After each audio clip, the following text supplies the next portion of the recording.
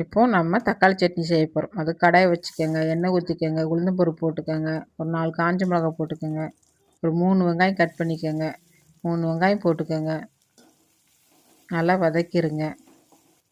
கொஞ்சம் உப்பு போட்டுக்கோங்க, உப்பு போட்டு நல்லா வதக்கிடுங்க. தக்காளி அதேமாதிரி 3 தக்காளி வெட்டிக்கோங்க, வெங்காயம் 3, தக்காளி 3, தக்காளியும் போட்டு நல்லா மிக்ஸ் பண்ணிடுங்க, நல்லா வதங்கட்டும்.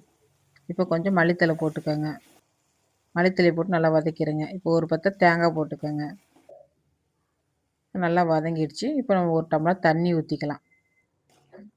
தண்ணி ஊற்றி சூடு பண்ணிட்டோம்னா தக்காளி சட்னி கெட்டு போகாது. அரைக்கும்போது பச்சை தண்ணி ஊற்றினா சீக்கிரம் கெட்டு போயிடும். இப்போ ஆறிடுச்சு, நம்ம மிக்ஸி ஜாரில் போட்டு அரைச்சிக்கலாம். அரைச்சாச்சு. இனி நம்ம தோசை ஊற்றிக்கலாம். தோசைக்கு வச்சு சாப்பிட்லாம்.